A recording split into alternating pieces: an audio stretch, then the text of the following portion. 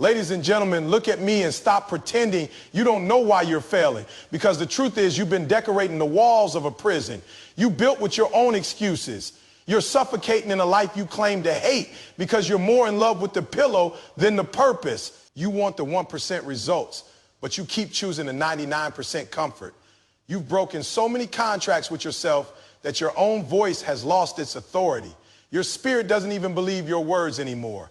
You're busy, but you aren't building. You're moving, but you aren't advancing. You think you're stuck because of the world, but you're being sabotaged by the one hidden exit you've been keeping open just in case you fail. Stay right here, because if you leave now, you'll never realize that your safety net is actually your death trap. Look at me. I need you to look deep into the mirror of your own soul for a second and stop playing games with your destiny. Because the truth is that you're trying to build a kingdom on a part-time schedule, and you're wondering why the gates haven't opened for you yet. You've been telling everybody who will listen about your 1% dreams. You've been posting the quotes and watching the videos, but your calendar looks like someone who's already retired and satisfied with mediocrity. You think you know why you're stuck. You think it's the lack of resources. You think it's the lack of connections, or you think the world is just stacked against you, but you don't know the real reason yet. And until you face the man in the mirror, you're never going to see the version of yourself that actually wins. You want the crown, but you're running from the weight of it. You want the finish line, but you're terrified of the track. You want the harvest, but you're allergic to the dirt. Stop lying to yourself. You know this already, but you're hoping there's a shortcut that doesn't exist. And I'm here to tell you that the convenience you're clinging to is the very thing that's murdering your greatness. I remember standing in the middle of a cold, empty parking lot at 4 o'clock in the morning, the wind cutting through my jacket like a knife, and the silence was so loud, it felt like it was screaming at me to just go back inside and get under the covers where it was warm. I could see the glow of the streetlights reflecting off the frost on my windshield, and every single cell in my body was begging for the easy way out, telling me that one day of sleeping in wouldn't hurt, that I'd already worked hard enough the day before. But I stood there shivering, looking at the steering wheel, and I realized that if I gave in to the feeling of comfort, I was essentially telling the universe that my dreams were only worth pursuing when the weather was nice. I had to decide right then if I was a victim of my circumstances or a master of my choices, because you cannot be both at the same time. You're in that parking lot right now mentally. You're looking at the work. You're looking at the sacrifice, and you're waiting for a feeling of inspiration to come and save you. But inspiration is a fair weather friend that will leave you drowning when the storm hits. Real problem, the thing that's keeping you in the 99%, is the convenience conflict. You want the result, but you run from the repetition. You've become addicted to the idea of success without being committed to the process of it. You've got a 1% vision, but you've got a 99% work ethic, and those two things are never going to live in the same house. You're waiting for the perfect moment to start that business, or to write that book, or to fix your health. But the perfect moment is a lie told by people who are too afraid to fail. You are the reason your dream is delayed. You are the reason your potential is rotting on the shelf. You've been choosing the path of least resistance for so long that your hustle muscle has completely atrophied. And now when life gets heavy, you fold like a lawn chair. You want the glory, but you're allergic to the grind. You want the platform, but you're terrified of the practice. You want the 1% life, but you're still clocking out at 5 p.m. mentally while the world's winners are just getting started. The reason you keep repeating this cycle is because of a psychological mechanism called cognitive dissonance. Your brain is trying to protect your ego by creating a story that makes it okay for you to be average. Your mind is literally trying to bridge the gap between the king you say you are and the lazy person you're actually being. So it creates excuses to make you feel comfortable in your failure. It tells you that you're tired, or that it can wait until tomorrow, or that you deserve a break. But those are just defense mechanisms designed to keep you safe in the cave of your own comfort zone. Your brain isn't wired to make you successful. It's wired to keep you alive and comfortable. And as long as you listen to that survival voice, you will never hear the voice of your greatness. You have to understand that your comfort and your calling are enemies. They are enemies. They are enemies. If you are comfortable, you are not growing. And if you are not growing, you are dying in slow motion. I'm giving you a tool right now that's going to break that loop. And I call it the 60-second blitz. The very moment you feel the internal resistance, that voice that tells you to hit the snooze button, that voice that tells you to scroll on your phone instead of making that sales call, you have to engage in the physical activity of your task for exactly 60 seconds of high intensity execution. Don't think thinking is the enemy of action. In those 60 seconds, you are bypassing your brain's safety switch and proving to your nervous system that you are the one in control. If you can't win for an hour, win for a minute. If you can't win for a minute, win for a second. But you have to move. You have to move. Imagine it's Tuesday morning and your alarm goes off at 5 a.m. and it's raining outside and your bed feels like a warm embrace from the heaven. You think you deserve. Your brain starts the negotiation. You worked late last night. You can do double tomorrow. Just 10 more minutes. That is the moment of the conflict. Instead of negotiating, you throw the covers off, you hit the floor, and you start the 60-second blitz. You start doing push-ups, or you start typing that first paragraph, or you start prepping that meal. You don't allow yourself to think until the 60 seconds are up. By the time that minute is over, the safety switch in your brain has been overridden, and the momentum has already shifted in your favor. You've broken the spell of convenience. You've stopped being a slave to your moods and started being a master of your mission. When you start using this tool, you stop being a dreamer and you become a manufacturer of results.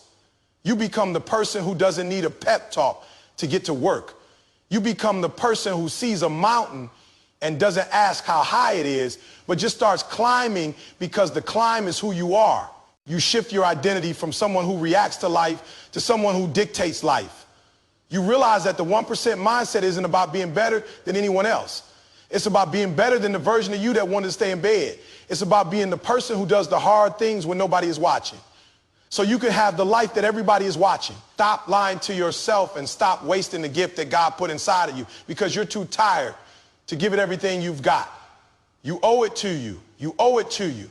You owe it to you. You owe it to the version of you that's waiting at the finish line to show up today and do the work that convenience is trying to steal from you. Use the 60-second blitz today, not tomorrow, not when you feel like it today. Because if you don't kill your comfort is going to kill your future. Get to work. Listen to me very closely because your vision is currently on life support and the person who is suffocating it isn't your enemy. It isn't the economy, and it isn't your competition. It's you, because you're trying to build a 1% empire while seeking 99% approval. You're wondering why your engine won't start. And I'm telling you, it's because you've let too many hands touch the controls of a machine. They don't even understand. You're asking for directions to a destination from people who have never even left their front porch, and then you're getting frustrated when they tell you the road doesn't exist. You think you're failing because you lack the resources or the lucky break.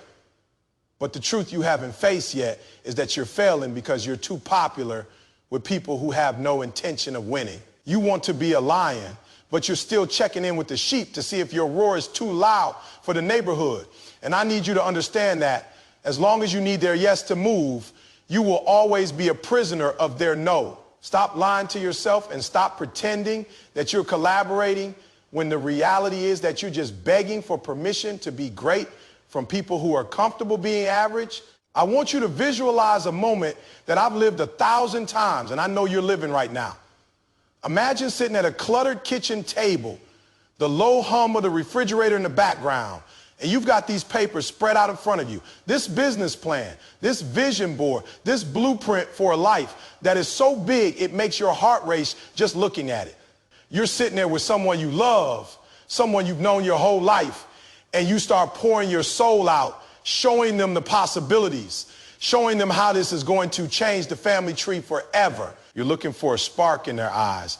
You're looking for that go get them energy. But instead, they give you that look, that slow, pitying shake of the head, that are you sure you want to risk it? Tone of voice, that why can't you just be happy with what you have? Question that feels like a physical punch to the gut. You can feel the air leaving the room. You can feel your excitement turning into embarrassment. And suddenly that billion-dollar vision starts looking like a pipe dream because you let someone with a microscopic perspective tell you how big the telescope should be. I've stood in that room. I felt that cold dampness on my spirit.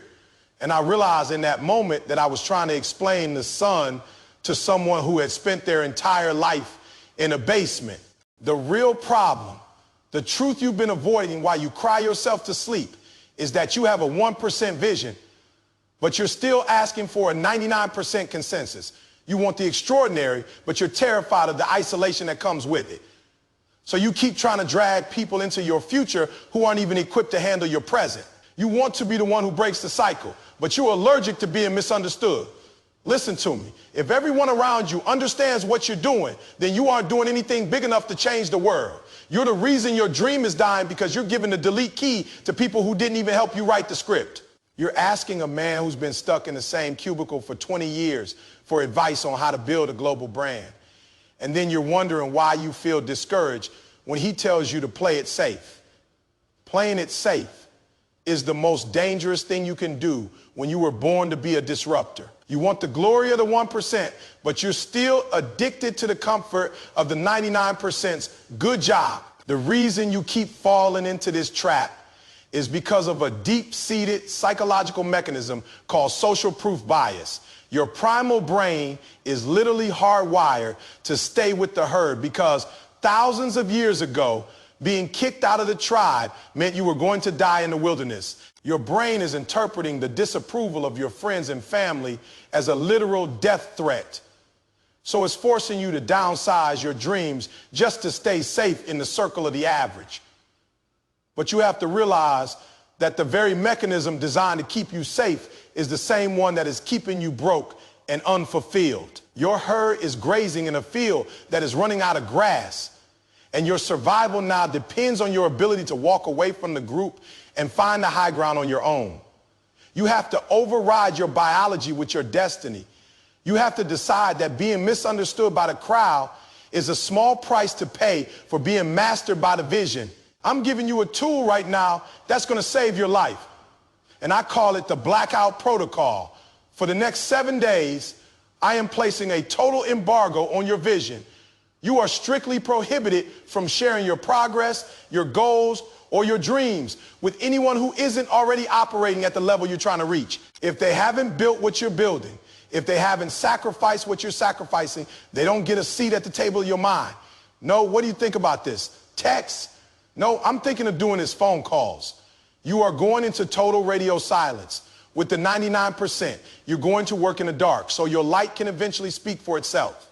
You owe it to you. You owe it to you. You owe it to the vision to protect it from the opinions of people who didn't pay for it. Think about how this looks in your daily life. You're at a Friday night dinner with your day ones, and the conversation turns to the same old gossip, the same old complaints about the boss, the same old it is what it is mentality. Usually you jump in and try to tell them about the course you're taking or the investment you're making, hoping they'll validate you, but not this time. Under the Blackout Protocol, you sit there, you smile, you eat your food, and you keep your mouth shut about your moves. You don't need them to get it. You don't need them to clap. You realize that their silence doesn't mean your vision is wrong. It just means it's not for them. You leave that dinner with your energy intact because you didn't waste it trying to convince people who are committed to their own limitations. You realize that your secret is your strength. When you implement the Blackout Protocol, you stop being a seeker of approval and you become an architect of authority. You start realizing that the only validation you need is the results you see in the mirror.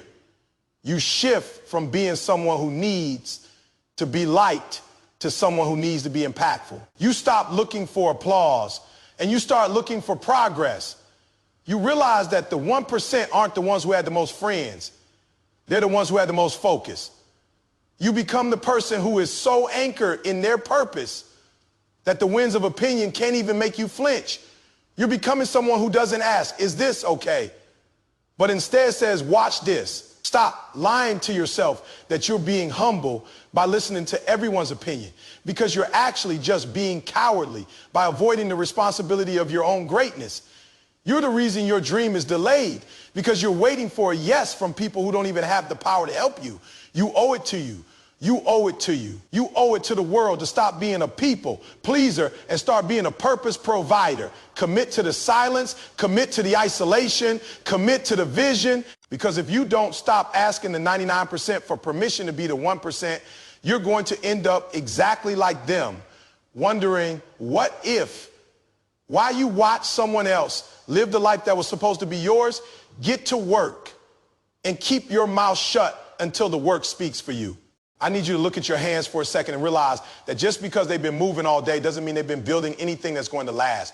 Because the most dangerous lie you're telling yourself right now is that your exhaustion is a badge of honor, when it's actually just a symptom of your avoidance. You're finishing your day with your eyes burning and your back aching, and you're using that physical tiredness to convince your soul that you're giving it everything you've got. But if we look at the scoreboard, the numbers haven't moved and the legacy hasn't grown an inch. You think you're failing because there aren't enough hours in the day. You don't, not yet. The truth you aren't ready to face is that you're addicted to the noise of being busy, because it's the only thing that drowns out the terrifying silence of your lack of progress. You're confused because you're sweating. But I need you to understand that a rocking horse moves, but it never goes anywhere. And right now, you're just rocking back and forth in a room full of potential while the 1% are out there covering ground. Stop lying to yourself and stop pretending that your long hours mean anything if they aren't producing the one thing you actually need to win. I want you to see this scene because I know you lived it last night. It's 11:30 p.m. The house is quiet, and the only light in the room is the cold blue glow of your laptop screen reflecting off your tired eyes. You've got 17 tabs open. You're color coding a spreadsheet that nobody is ever going to see. You're searching a topic for the 5th hour in a row, and you're organizing your digital folders like your life depends on it. You feel this strange sense of pride because you're still at while everyone else is asleep. But deep down in that place you don't like to visit. You know that none of these tasks are the reason you aren't winning. You're doing the easy work, the safe work, the busy work. Because as long as your hands are moving, you don't have to face the fact that you're too scared to pick up the phone and make the sales call that actually matters. I've been in that blue light. I felt that fake productivity. And I'm telling you that you're just hiding from your greatness behind a mountain of trivial nonsense. You want the profit, but you're playing with the paperwork. You want the victory, but you're obsessed with the uniform. The real problem is that you're confused about the difference between movement and progress. And you built a lifestyle where checking boxes has replaced closing deals. You're the reason your dream is delayed because you're spending 90% of your energy on 10% tasks. You're preparing to be great instead of actually being great. You're setting up the systems instead of actually running the race. You want the result, but you're in love with the rehearsal. Stop it. You are not overwhelmed by the amount of work you have. You are undercommitted to the one task that is actually going to move the needle. You're using busyness as a shield to protect you from the possibility of failing at something that actually counts. And as long as you keep hiding in the 99% tasks, you will never see a 1% return. You're working 12 hours a day, but you're only producing for 20 minutes. And you're wondering why the math isn't adding up. The reason your brain keeps pulling you into this busy deception is because of a psychological mechanism known as the Pareto Principle. Your brain knows that 80% of your results come from 20% of your activities. And it also knows that those 20% activities are the most painful, the most difficult, and the most likely to result in rejection. So, to keep you safe and comfortable, your mind pushes you toward the trivial, many because they provide a quick hit of dopamine without any of the risk. You're choosing the path of least resistance and calling it hard work. But hard work isn't about the hours you put in. It's about the importance of the problems you solve. Your comfort is currently the graveyard where your 1% mindset is buried. You have to realize that you don't get paid for your effort. You get paid for your results. You don't get paid for your effort. You don't get paid for your effort. You get paid for results. I'm giving you a tool right now to kill the deception. And I call it the kill list. Every single night before your head hits the pillow, I want you to identify the one task, just one, that makes your stomach churn, the one you've been putting off for weeks, the one that actually has the power to change your bank account or your business. That is your kill task. When you wake up, you are not allowed to check your email. You are not allowed to scroll on social media. You are not allowed to organize your desk. And you are not allowed to talk to a soul until that kill task is dead and buried. You don't start your day with the easy stuff to get into the flow. You start your day with the hardest thing on the menu and you eat it until it's gone. Picture your Monday morning. The sun isn't even up. The coffee is still brewing and your phone is buzzing with notifications that don't matter. Usually, you'd spend the first 2 hours clearing out your inbox so you can feel productive. But not today. Today, you sit down with your kill list and you go straight for the jugular. You make that difficult call. You write that high stakes proposal. You have that uncomfortable conversation and you don't stop until it is finished. By 9 a.m., you've done more for your future than most people do in a month. You aren't busy anymore. You're effective. You aren't moving. You're advancing. You look at your to-do list and you realize that if you never did anything else the rest of the day, you've already won because you killed the monster that was standing in your way. When you start living by the kill list, you stop being a worker and you become a closer. You shift your identity from someone who puts in the time to someone who delivers the goods. You stop caring about how many hours you work and start caring about how much ground you took. You realize that the 1% don't have more time than you. They just have more courage to do the things that actually matter while you're still color coding. Your distractions. You become the person who is focused, lethal, and results oriented. You stop being a person who tries and you start being a person who concludes. Stop lying to yourself that you're giving your best when you're really just giving your most. You're the reason you're stuck because you're more afraid of a little discomfort than you are of a wasted life. You owe it to you. You owe it to you. You owe it to your potential to stop playing house and start building a skyscraper. Stop the busy lie today. Pick the task you're most afraid of and go kill it. The 1% aren't waiting for the work to get easy. They're busy doing the hard work that makes everything else possible. Get to work and don't you dare stop until the job is done. I need you to listen to me with your soul and not just your ears, because the reason you haven't won yet isn't because you aren't talented. It isn't because you don't have the drive. And it isn't because the world is against you. The truth is that you haven't won because you've spent more time and energy planning your plan B than you have executing your plan A. You think you're being smart and responsible by having an exit strategy, but you don't realize that your safety net is actually a death trap that is suffocating your hunger and keeping you from reaching the level of intensity required to actually break through. You think you know why you're stuck, but you don't, not yet. And the reality is that your backup plan is a subconscious invitation for your dream to fail, because as long as you have a way out, you will never have the heart to stay in the fight. You want the reward of the 1%, but you're still holding on to the security of the 99%. You want the freedom of the ocean, but you're too terrified to let go of the dock. Stop lying to yourself and stop pretending that you're y'all in, when your actions show that you're really just dipping your toe in the water to see if it's warm. I want you to see this moment like it's a scene in a movie. Imagine yourself sitting in your car in the parking lot of that job you hate. Your hands grip so tight around the steering wheel that your knuckles are turning white, and you've got that resignation letter sitting in the passenger seat. You can feel the heat of your purpose burning in your chest, telling you that you were made for more than this cubicle. But then you look up at the building and you think about the steady paycheck, the benefits, and the security of the familiar, and you slowly watch yourself slide that letter into the glove box and lock it away. You walk into that building with your head down. And in that moment, you didn't just choose a job. You chose to betray your destiny because you were too scared to live without a map. I've been in that car. I felt that suffocating weight of the safe choice. And I'm telling you that every time you choose security over your calling, you are murdering the version of yourself that was meant to change the world. You're playing a game of what if I fail instead of how do I win? And that is exactly why your life looks the same today as it did a year ago. The real problem is that you are suffering from exit strategy sabotage, and you've become a professional at preparing for defeat.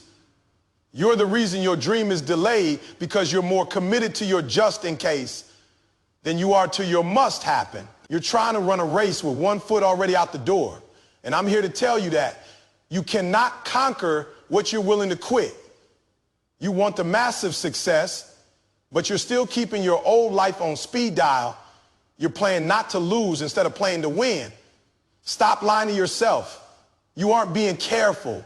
You're being a coward. You're the reason you're still average because you've built a life that is so comfortable you don't actually need to succeed to survive.